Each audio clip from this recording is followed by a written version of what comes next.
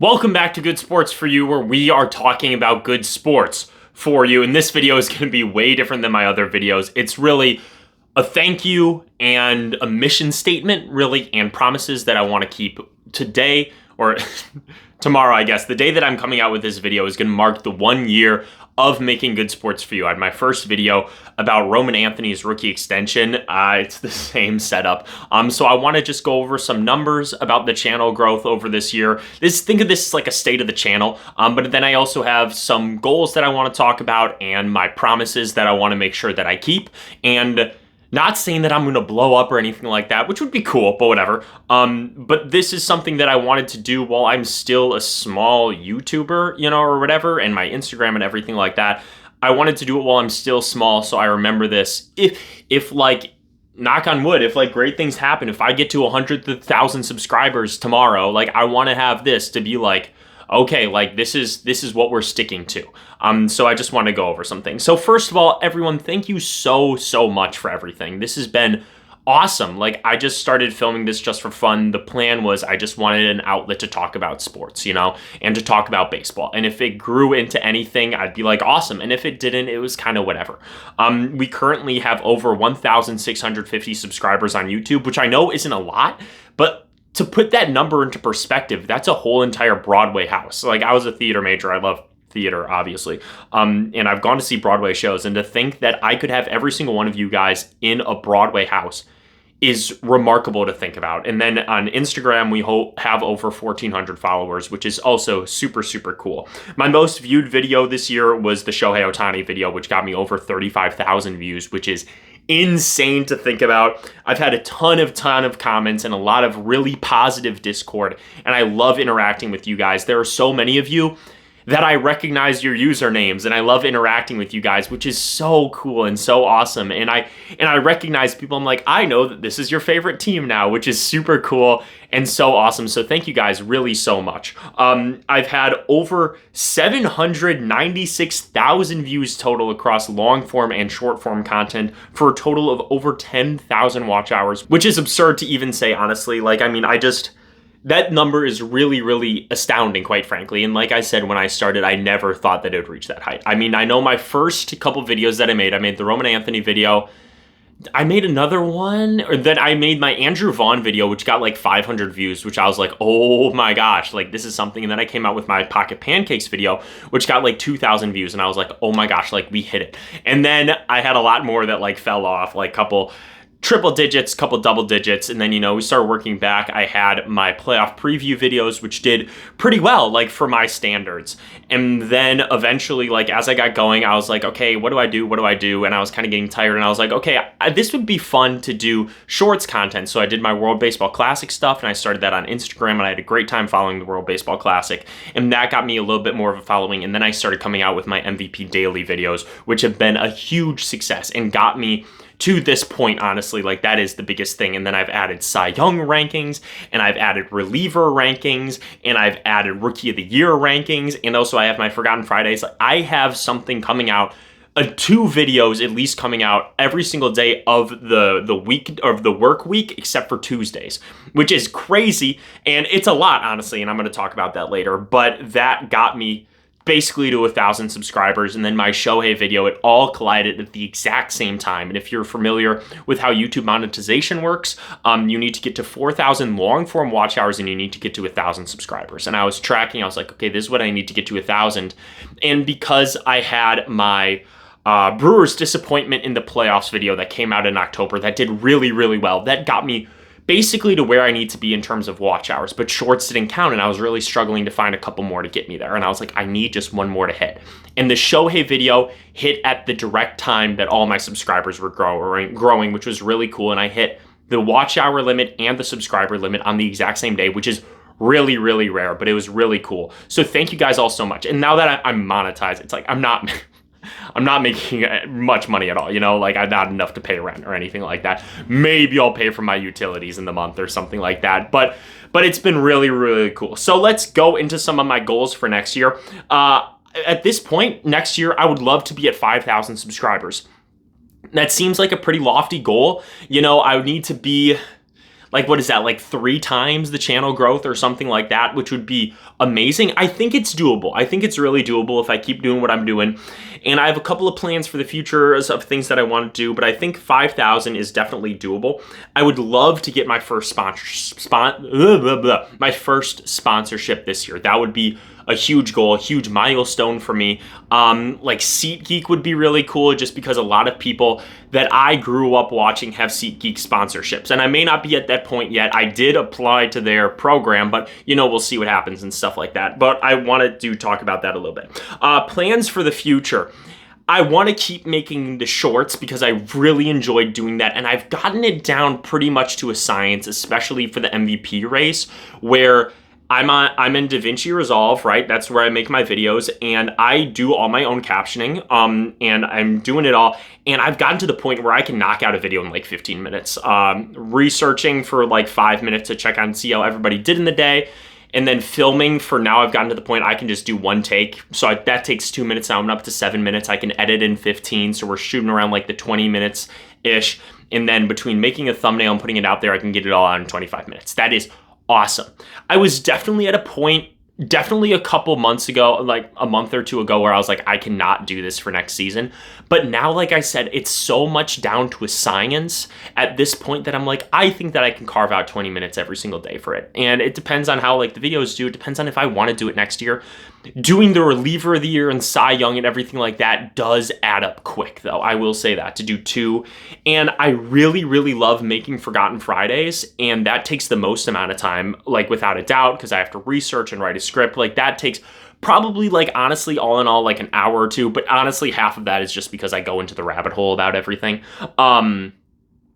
But like those are so much fun to make, so I definitely want to keep doing those. And then in terms of like long form videos in the future, I want to keep doing what I'm doing, where I have some videos where I'm basically like, it's just me talking, My Shohei video is basically that, but it was researched. But then like my Brewers failing in the playoffs, that was basically me talking. Tarek Skubal is basically me talking, I basically just write down some notes that I want to put, and then I just talk, because that's a lot of the videos that I really like to do. I like to have that connection, and just to talk about baseball.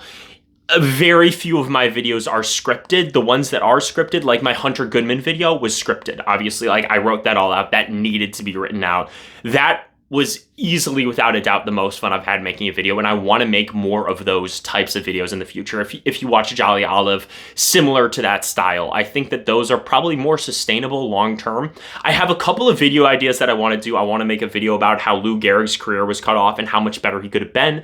That one I've already started researching. I have no idea when it'll come out, but that one I've started looking into. And then my big project that I really, really want to do is a complete history of the Milwaukee Brewers. That's going to be like a 4 or 5 part, like hour-long episodes each, but I really want to do that, and obviously all of that's going to have to be scripted.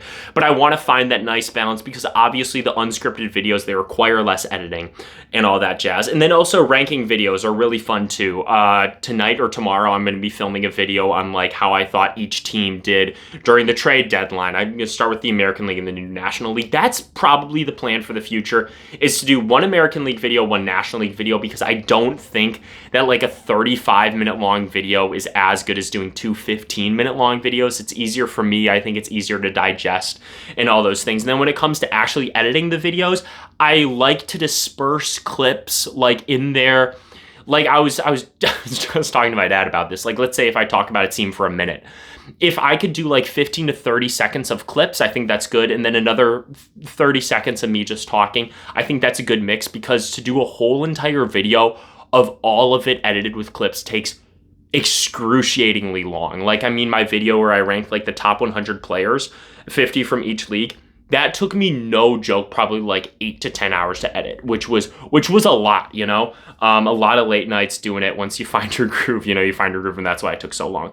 But that's kind of the plans for the future. As the off season gets going, it's going to be a lot more long form research style videos, I think. And then maybe like TikTok edit filters types, where it's like the blind ranking and stuff like that, just because those look like a lot of fun. And I don't really have a TikTok presence at all, but maybe I'll start doing that. I don't like TikTok. I don't like all the things that are going on with it. So like, I may just use TikTok to like film the videos and just post them on Instagram and YouTube. So like that could be a thing, honestly. But like that's like kind of the plans for the future. So thank you guys for sticking thank you guys for sticking it out with me is what I'm trying to say. I really, really do appreciate you guys. And then I have some promises that I want to make to you. But honestly, they're mainly promises to myself because these are like my morals that I want to stick to, and these are kind of the guideposts that I really want to stick to. And like I said, they're as much for me as they are for you. They're something that I can hold myself accountable to, and I really, really want my fans, you know, the people that really watch my videos to hold me accountable to them. And if I start slipping up on them, please hold me to them. And I know my brother will. I know that he watches my video. I know he will. But no, so the first thing is I will never use generative AI, whether that's to create a script, use images, make a video, whatever it may be. I will not use generative AI. I know that's been in the news recently. It's the cheap way out, in my opinion, and it takes all the fun out of it. I was I did SEC Network for 4 years at the University of Tennessee. You know, like that's what I did. And I did replays.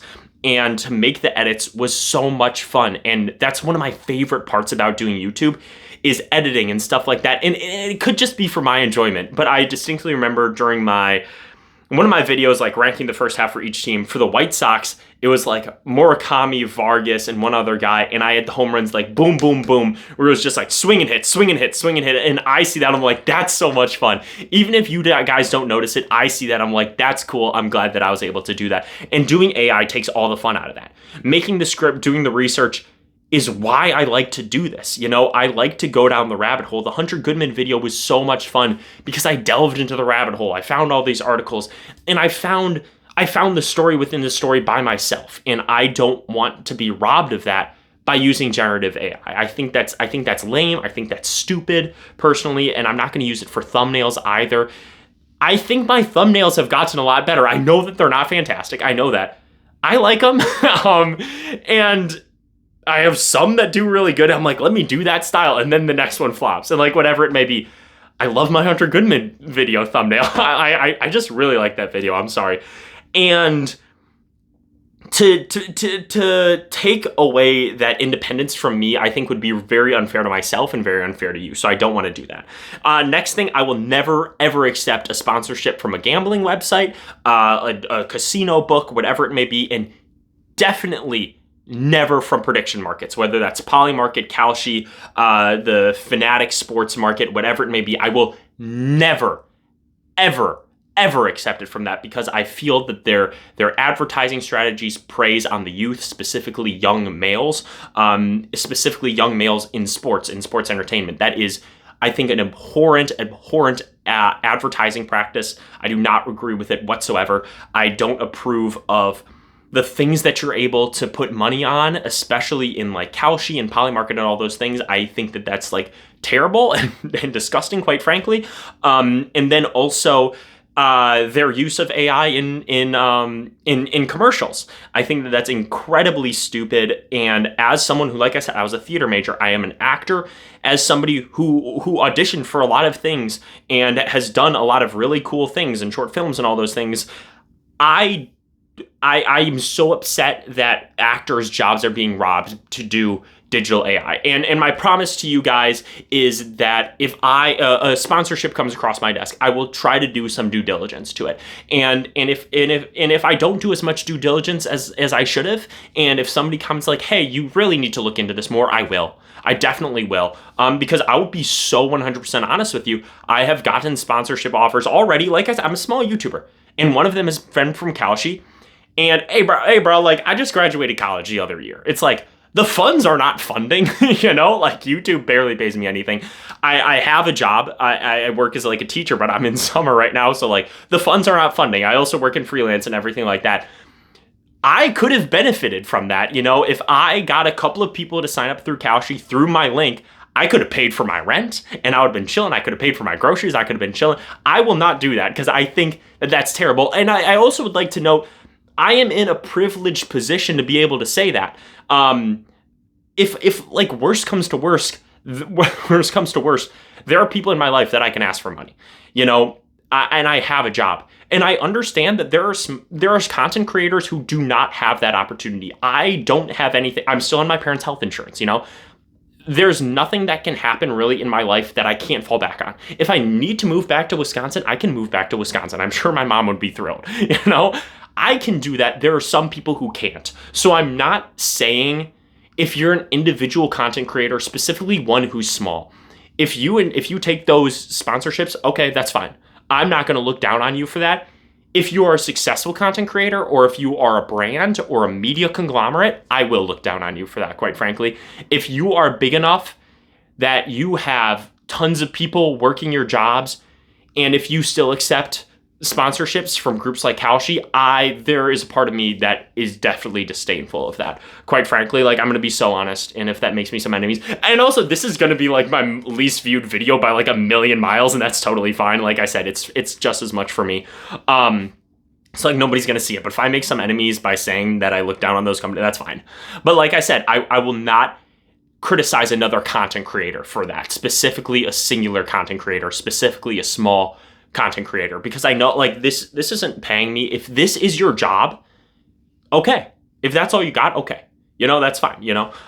If you got 1 million subscribers on YouTube and you're taking sponsorships from Kalshi, it's like, dude, like, you can get us better sponsorship than Kalshi, And then my final thing is I will not make purposefully misleading content with the intent to rage bait and stir up engagement, except for maybe a hot take video. Like, I had my hot take videos, but here's my thing.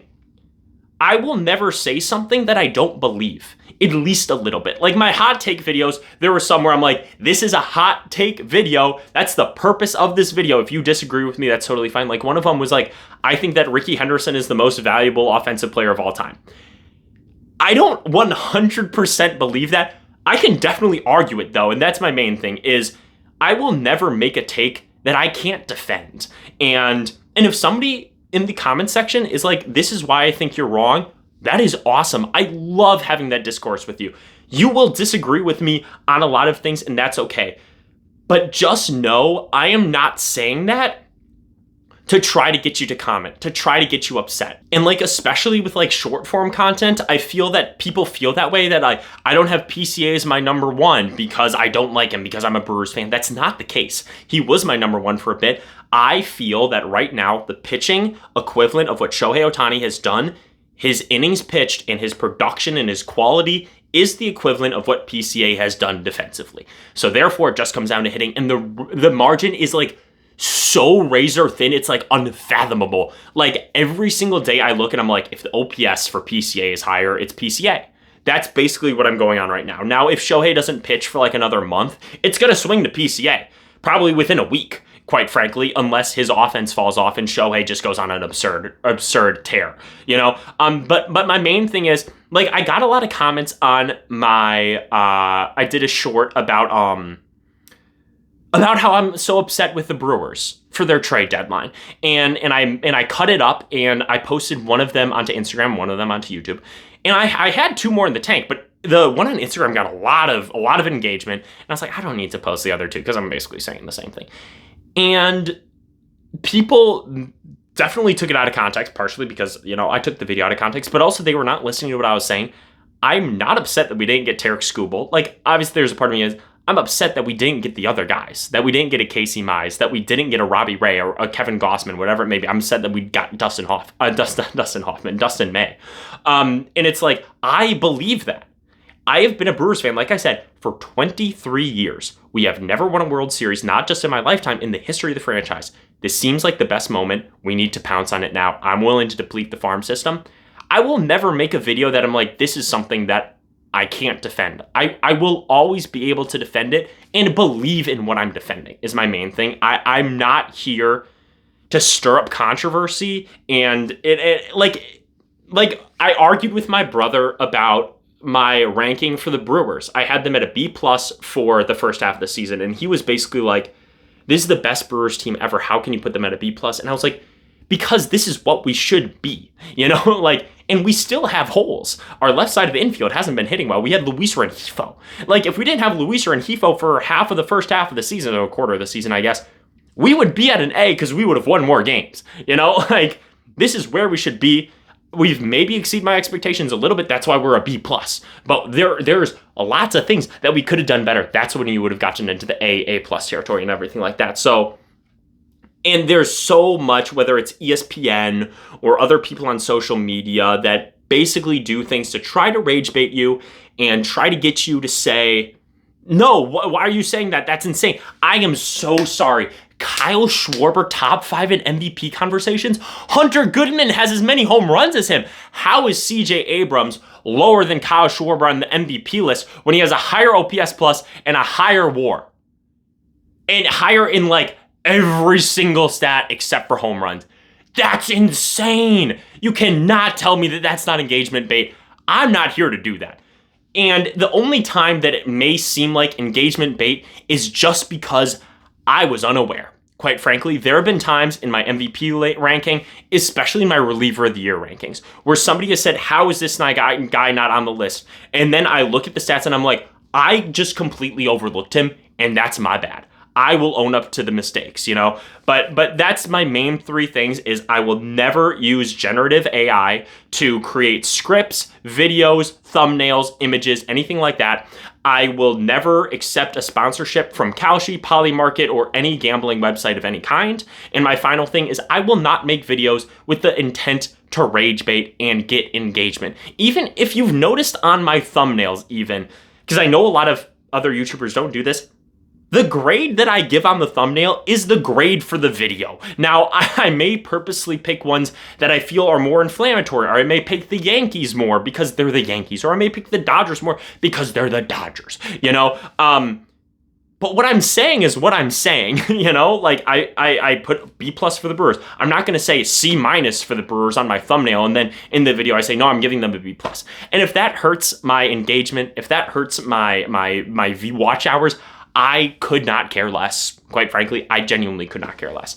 But that's my main things that I gotta say. Thank you guys all so much for watching, genuinely from the bottom of my heart, whether it's a short, a long form video, if you're subscribed or not, if you've liked a video at all, if you've disliked a video, if you've commented anything. I genuinely appreciate you all so much. I cannot wait for the next year.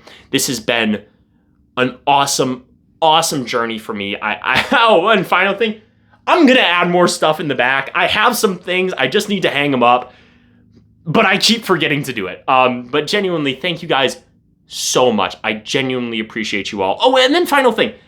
I will try not to be biased towards the Brewers. If my bias comes out, it comes out. I feel like, honestly, I'm even more critical of the Brewers than anything else. But if my bias comes out, my bias comes out. And that just sometimes happens, quite frankly. But thank you guys all so much for watching. Make sure to like, comment, subscribe, do all those things, and I'm out. Peace.